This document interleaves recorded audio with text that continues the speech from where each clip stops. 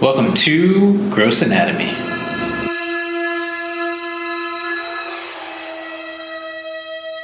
No, I'm not ready. Oh, Doctor, My Doctor. Where's that from? Oh, Captain, My Captain. Yeah. The Dead Poets Society. Are we live? Wow. Are we live, Mariano? Yeah, we're live. We're live with Gross Anatomy, and I am Dr. Jason Cohen, and now I have as my new, sometimes co-host... Amen.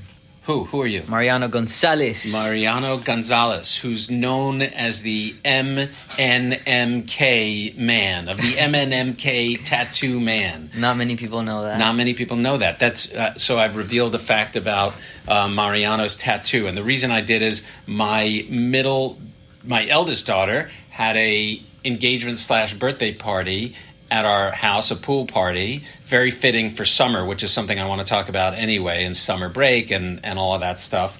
And sure enough, Mariano and his brother Nacho, who was a pre-med student of mine in the past, he was one of my early pre-med students, and interestingly, he is no longer pre-med. No longer. By no means. He's like the furthest thing from being pre-med. And it has nothing to do with you, by the way. Not because, he knows. Right. You. It has nothing to do with nothing me. to do with you. It all has to, although I do remember when he was thinking of ending his medical career, because he had started med school, he sent me a text saying something like, how do you balance it all kind of thing. And, what did you say? And I said, it's really tough. And there's no balance kind of thing. And I say that a lot. I say there is no balance.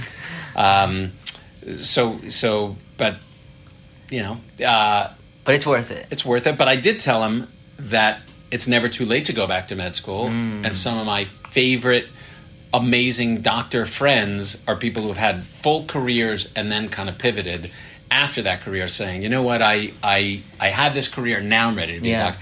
And it wouldn't surprise me if your brother decides to do that, by the way. That'd be interesting. In the future. I can't imagine it, but that would be very interesting. Yeah, but it wouldn't surprise me, because right now he's kind of just living like a carefree life. So he may at some point say, okay, I'm ready. Who knows?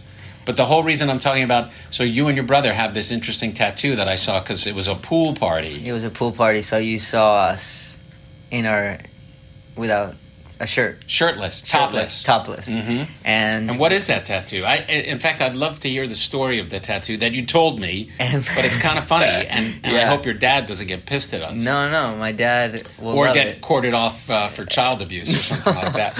No, it's a great story for me, I think. But basically, my brother and we always wanted a tattoo. Did you have that growing up? Were you like, I want to get a tattoo? No, because as a Jew, you're told that you can't get a tattoo because if you get a tattoo, you're supposedly not able to be buried in a Jewish cemetery. So they brainwash you. Your parents and Jewish guild brainwashes you into, when you're dead, you want to be buried in a Jewish cemetery. Otherwise, your life is going to be crappy, which is like, what? I don't even... So, interestingly, a lot of Jews these days have tattoos. They're like, screw that. I can, it's... They have their kind own of cemetery now. No, but I guess, they cover it or something like that. But... Yeah, so my brother and we wanted one for whatever reason. We would always just mess around with the idea of it. And we would tell my dad, and my dad at that point in his life was a pretty conservative man. I think he tilted at some point. I'm not sure which point. What made him tilt? I think it was this trip that I'm going to bring up, actually. Okay. But he wants to go to Europe, and he kind of gets a job there, and he's like, guys, Was that like after you split with your mom? Yeah, not too long after that. Right, so it's kind of like midlife crisis thing. Okay. Yeah, I guess so. You tell me, Quarter-life crisis or whatever, yeah. I haven't gotten my tattoo yet. But he's like, he just comes up to us and he's like, guys, I'm taking you somewhere. And we're like, what? Where are you taking us? He's like, we're all getting a tattoo. And we're like, Dad, what? Like, and then he took us to this like tattoo shop, and then, we're thinking about ideas, and we're like, but let's just get our initials kind of combined together so we're together forever kind of thing. And then we all love Asian culture in a way, and we saw this like Tibetan sort of manuscript, and the K supposedly meant eternity.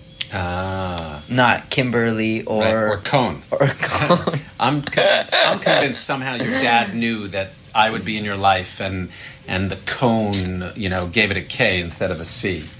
And so it's MNMK, Mariano Nacho, Mariano, Cohen. And there you go. And it's a fairly big tattoo. I mean, It's that's pretty big. That's pretty impressive. That getting as a first tattoo such a biggie. Yeah. I mean, you could have gone small, but that's easily the size of A small water bottle. Yeah. I mean, that's a pretty sizable tattoo. Yeah. Your dad, who decided on the size? I don't think anybody made any decisions on anything until it was just placed on. I think the tattoo artist kind of just took Who went first? leadership. I went first. This is actually a really funny story because I go first and he starts, and the pain was so much more than I could possibly have imagined. I remember feeling like somebody's just sticking a knife Well, yeah. on my back, Yeah. and just like literally just going down. And then they're looking at me like, dude, stop being such a wuss, you know? And then I'm like, I can't wait till you guys sit on the chair because you have no idea what you're... And I think I have a video of my dad and brother on it, and they can't talk. We're like, I'm laughing, and then I'm like... Who went second? I think Nacho went second. And just of interest, how old was Nacho when he got his tattoo? Let's say 18. For the sake of so that we don't purposes. get your dad in trouble? Yeah. All right. I But- love that story. But he was very young. And how old were you? I was also 18. 18. And you're a few years older than Yeah. your brother? Nice. Actually, I thought you were maybe even 17. Yeah, no, it might have been 17. Nice. But I love that. anyway, we still have the tattoo. One of the cool things about the tattoo too is that it's not very clear what it is. Yeah. So there's this like visual thing to it that There's it some looks art. cool. There's Yeah, some art we to it. kind of just wanted it to look cool. Right. But it's big. It's pretty big. It's a big first tattoo. Yeah. Yeah, I never had the tattoo phase. At one point I thought maybe I'd get an earring. But I never got an earring. Did you ever get your ears pierced? I had my ears pierced once. You did? Both? For once, but it was just to... I don't think I had it more than 3 days. Oh. Yeah. Why'd you do it? Just because we were all like... Just "Well, as a let's thing. do it." Yeah. Exactly. And, yeah.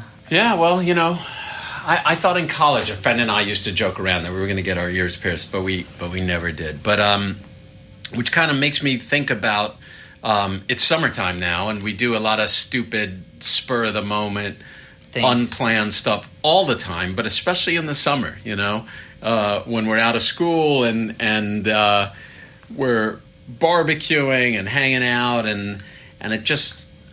I don't know. I'm going to get morbid a little bit. I'm going to go morbid a little bit. No, that's not it. When I was in, I think I may have been in 10th grade. I played hockey on our hockey team, and I remember getting a phone call. I think the beginning of the summer, that a friend of ours, a teammate, a guy a year above us, had died in a car accident, and. You know what? I'm like an old Jew. I always go negative, you know, and I'm always like afraid of life and stuff like that. But, you know, I think, you know, they were out late at night driving back. He and another friend who was actually kind of so close to my family, and they swerved to miss some kind of animal, and this kid died. And it just makes me always think about being careful, you know, especially during the summer or just in general during breaks, you know, July 4th, whatever it is. We have July 4th coming up right now. You just kind of, especially when you're young, you just think you could do anything, and you think, you know, nothing will happen to me. And sometimes you do stupid stuff. And I don't know, I just always around summertime think of this guy every year. And I still remember one of my friends called me, and I thought he was kidding. It was like I'm like, you're kidding? He's like, no, I'm not kidding. You know, he woke me up, and just kind of crazy. Yeah, I think summer does have that energy, right? That you're saying, where we all get like a little more spontaneous. The days are a little longer. Yeah. It's like adventure time. And Right. that inevitably brings more things, more accidents, more things. And you don't be have to talked- wake up early for school the next Right, day, you know, right. so you could stay out late Yeah. and drink or whatever. And so, I all you kids out there, Yeah. be careful. I like that lesson. Like, enjoy with safety, with caution. Yeah. My wife always says, the master injector, Bernice, who I always have to quote in some of these talks, always says, or maybe it's my mother-in-law. Someone says, like, nothing good happens after, midnight. There's nothing good that's going to happen. Get your kid, get home after midnight. Or a few things. Yeah, maybe. Yeah. It kind of depends. But when you're a parent thinking about your kids, nothing good happens after midnight, kind of thing. I thought when you were starting this summer thing, there's something you wanted to do this summer. There's something I would want to do this summer because I turned 30 this summer. That's right. Which is a big change from August 20th. August 20th, the day before my mom's birthday. I'm a Leo, like your mom. Exactly. And your grandmothers and sister. Yeah. So I'm part of the Leo club. And I think I want to parachute. I want to jump off a plane. Off a plane.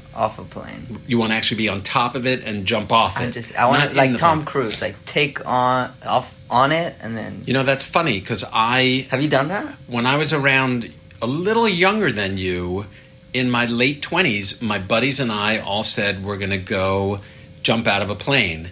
And we never coordinated it and never did it, and now I'm past that. Like at one point when I was in my late 20s, I thought I would do it with two of my friends. I think they wound up both doing it. My friend Alan Brown, who's this amazing guy who's been in a wheelchair. He's like a quadriplegic. I heard his podcast. We've had him on the podcast. Loved it, yeah. He's an amazing guy. He's done it. So he was one of the guys I was going to do it with. He's done it since then. I think maybe even more than once. But he hadn't yet up to that point. And we were saying, we got to do it.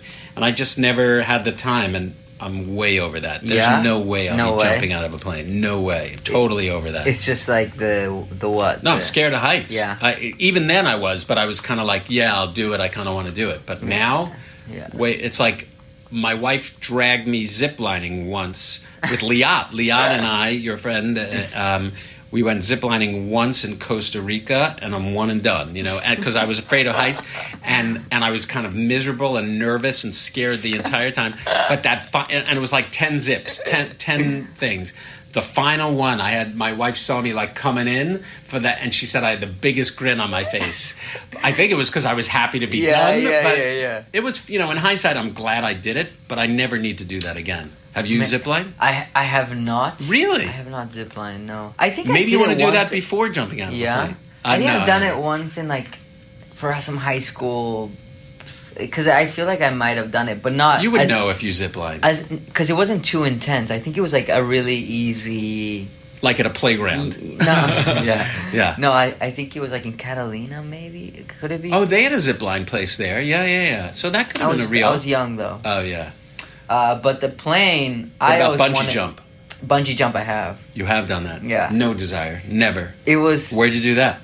In Argentina. Ah. Yeah, and I had to pull. Because they lifted us. There's 3 of us, and they lift you high, and then you kind of have to unplug the thing, and then you fall down. It was a really weird one. Not for me. And I was the one. I was placed on the right, so I had to take off. Ooh. I had to take the thing out. Yeah. Man, I'll tell you what though, with the adrenaline, you're terrified. But once you're free falling, you can't be scared because you don't have time to be scared. Yeah. You don't have the energy to be scared because it's just so intense. It's not going to happen. There's no way. Not for me. But it kind of reminds me of you talking about having to pull the thing. Kind of reminds me of summer movies. Okay. Top Gun. How? Oh, okay. Reminds me of Top Gun. How does it remind me of Top Gun? Because they need a eject from the one. Are you talking Top Gun 1. Okay, yeah. That's how Goose. That's how Goose dies. Exactly. Tough accident. Having to pull that thing. So it's funny. I've probably seen that movie spinning. You like it? You like the way we transition? I love Top Gun actually. Summer movies. Yeah. So Top Gun, I saw when it came out, and it was amazing then when Where it did you came see out. it? Do you remember? I saw it in New York City. But at theater? In the theater. Okay. There was no other way to see it back then. Right. You had to see it in the theater. I guess when it came out on VHS, cassette, you could see it on VHS. But yeah, and not only did I see it, I probably saw it a zillion times when it came out. And I remember that summer, I went to summer camp, and we played volleyball that whole summer thinking we were the guys from Top Gun, We thought we were so cool, as everybody probably does, Yeah. But, so I saw it a zillion times, and now, Top Gun Maverick came out, and so my kids hadn't seen it. So we made my middle daughter, we watched it just recently with Hannah, my middle daughter. because we want to see the new one. And Izzy, my youngest daughter, still hasn't seen the original Top Gun. But last night, out of nowhere, my 2 nephews showed up. One who's 20 and one who's 18. They came to the house, and the younger nephew, Tyler, who wants to be a pilot, has never seen either of the Top Guns. So guess what I did last night with him? We watched Top Gun, the original, again last night. Did he like it? He loved it. He turned to it and he's like, I haven't slept. I don't know. I think I'm going to fall asleep during. At the movie finishes, he turns, I loved it. Yeah. So it was so cool watching Top Gun for the first time with him. Wow. For his first time. I loved it too. And we went to the opening day. Of the new one, Maverick. Of the new one. Right, getting back to your dad. Getting back to my dad, who was in the Air Force. He went through the Air Force Academy. Really? Yeah. The U.S. Air Force? No, the Argentinian Air Force Academy. Okay. So it was his favorite film growing up. Yeah. And then he kind of threw it onto us, so we thought it'd be a really nice gift to just take him out opening night to watch it.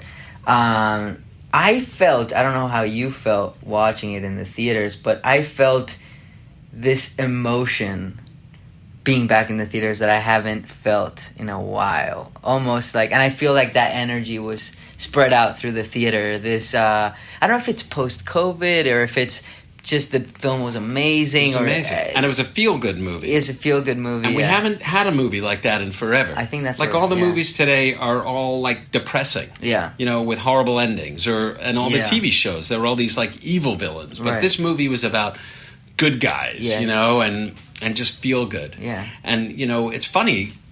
We've been waiting for this movie to come out for years, right? It was supposedly ready years ago, but Tom Cruise kept holding it. And, you know, I was wondering, why is he holding it? Does it suck? But supposedly he held it because he wanted it released on the big screen. Yeah. And it was phenomenal. And it was the greatest. And it's supposedly like doing better than any movie. It's his highest grossing movie already. It's crazy. Which is crazy. What is also crazy is now Elvis opened up and it's challenging it. It's challenging the Maverick. But I don't even think it's topping it. Supposedly they're like... They're neck and neck? They're neck and neck. But this is Tom Cruise's highest grossing movie, which is pretty amazing considering like all the other movies he's done. You know, the Mission Impossibles and all that. Interesting the way they had Val Kilmer. He was the only other recurring character. Yeah. Interesting the way they had him back. We talked about Val Kilmer on one of our podcasts because he had throat cancer. Yeah. And we watched the documentary. Did you see the documentary? I did not see the documentary. It's kind of really depressing. Oh.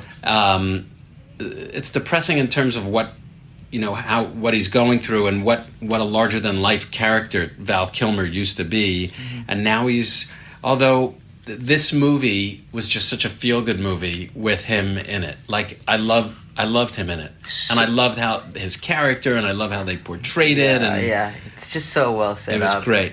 So it's all real, right? When he's like struggling to talk, like he's he's acting, but but the voice supposedly was a little computer generated. I think because his voice is not that good. His voice is really more like.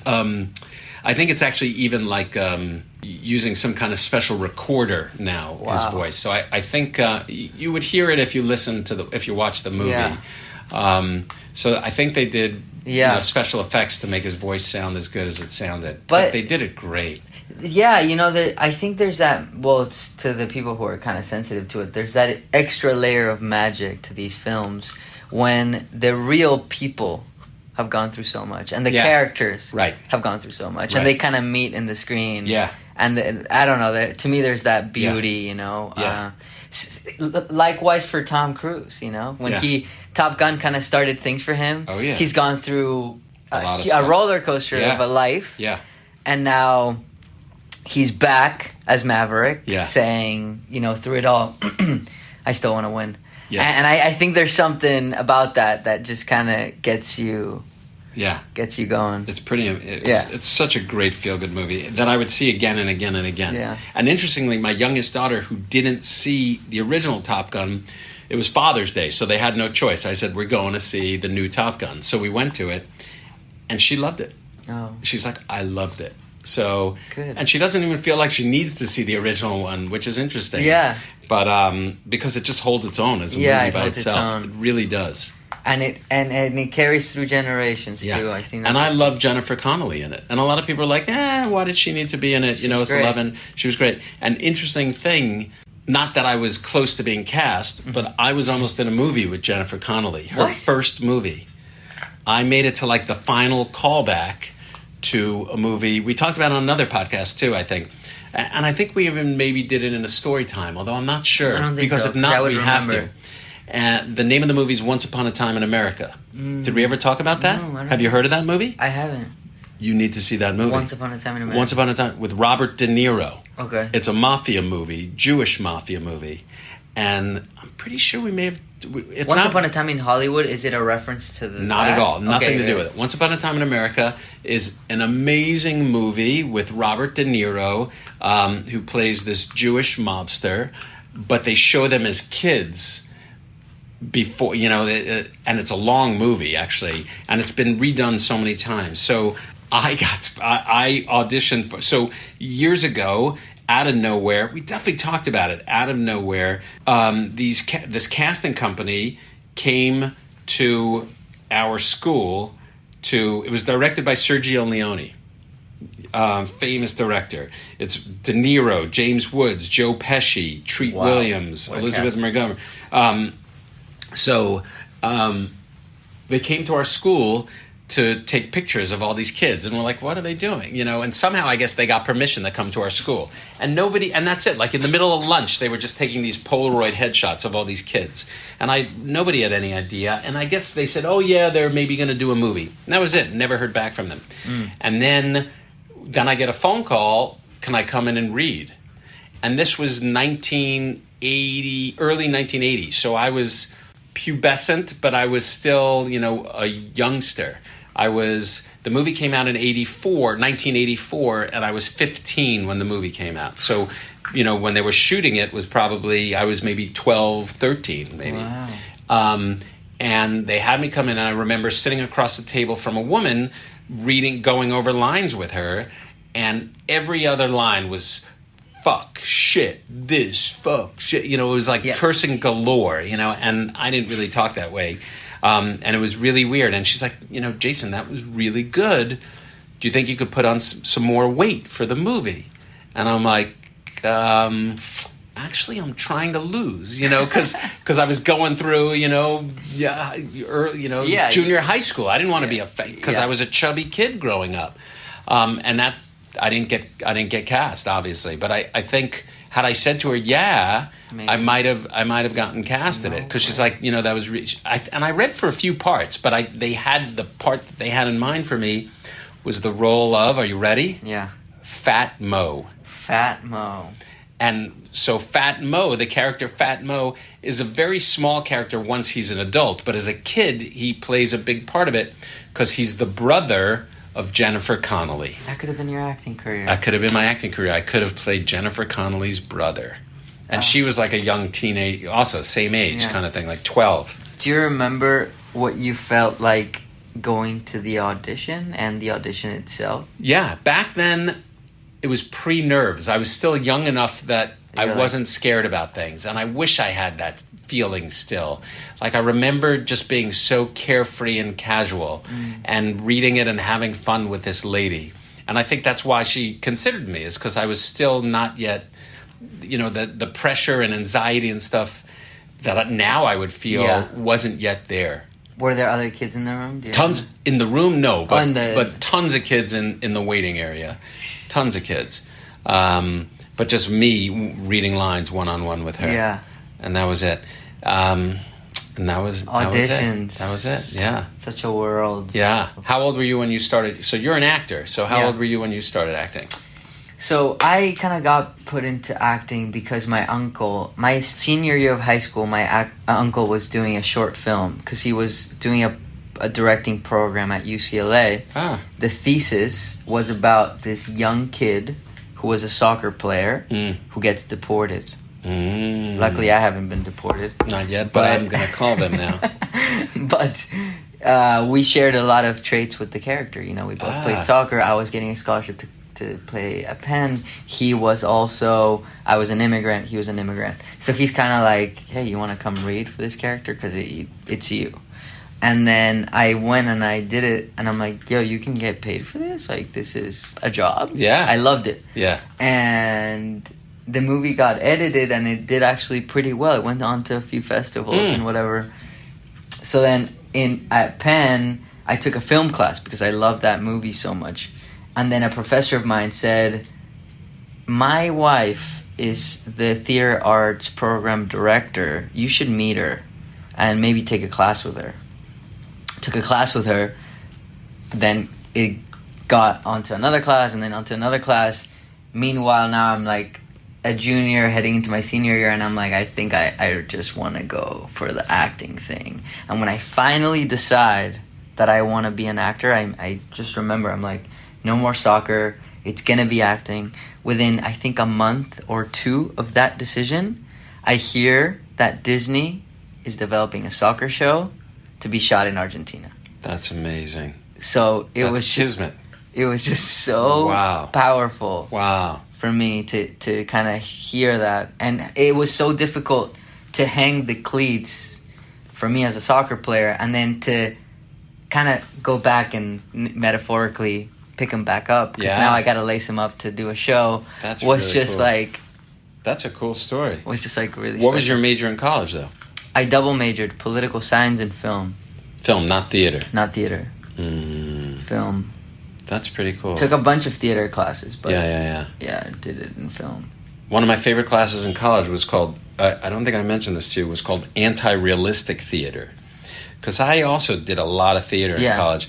But this anti-realistic theater, we talked about all the different weird movements of art, like Dadaism and then the Bauhaus movement. Cubism. And all of that, yeah. So we did a lot of weird, wacky stuff. Like I remember there was this girl, and we put on a few performances as part of the class for audiences to come. And I remember I did this one weird, and the director, the head of the class, let us kind of come up with our own things that we did. So this girl and I ran out onto the stage with toenail clippers. We clipped our toenails on stage.